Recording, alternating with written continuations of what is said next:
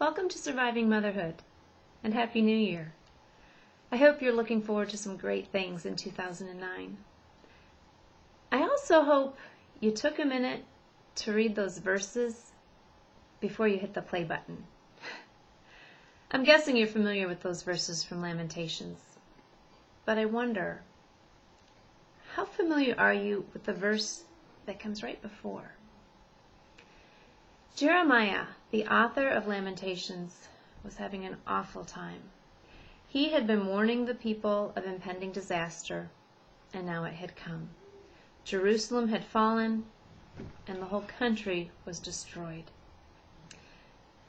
In fact, in verses 19 and 20 of chapter 3, Jeremiah says, I remember my affliction and my wandering, the bitterness and the gall. I well remember them, and my soul is downcast within me.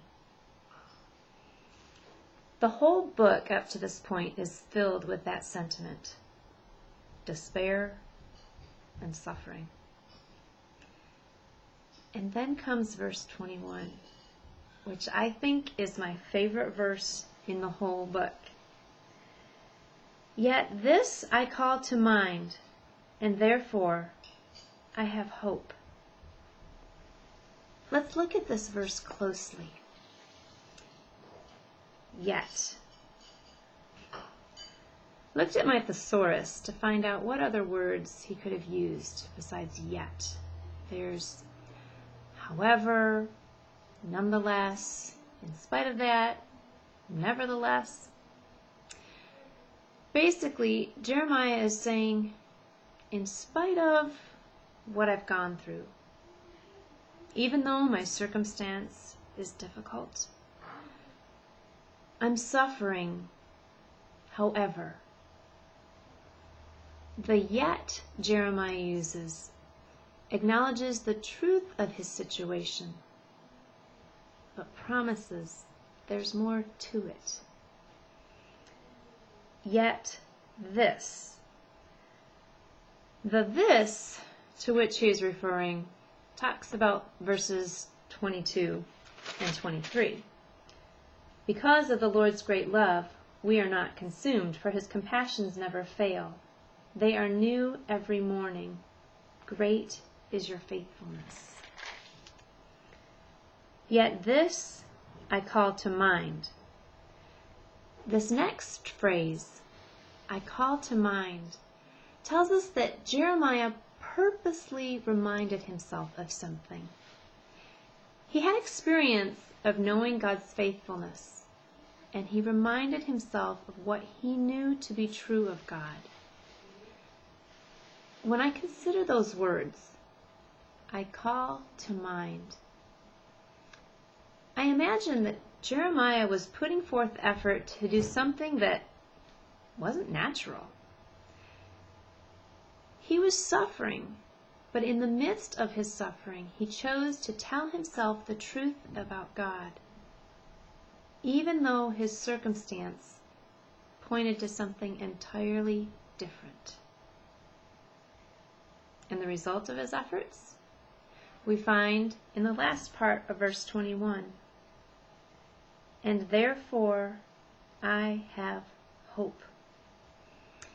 That is, even though Jeremiah was suffering, because he reminded himself about the truth of who God is, he was able to have hope in the midst of despair. Now, I don't know about you, but I have never experienced a situation as terrible as the one Jeremiah was lamenting in this passage. Even so, there's so much we can learn from this one short verse.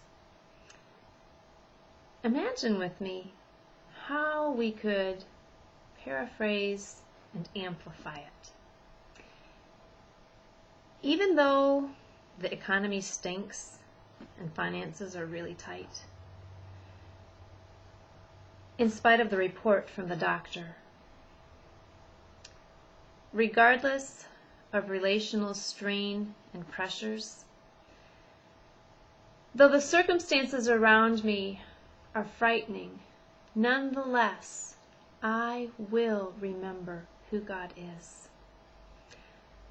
I will remind myself of His goodness and mercy.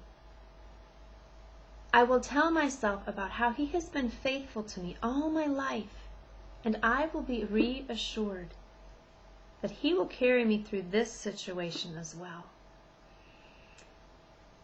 And because of the Lord's great love, even though my situation looks bleak, I will have hope in the one who can save me.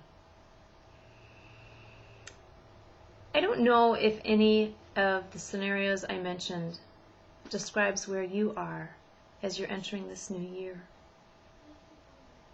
But I know who God is, and I know He can handle your situation, whatever it is.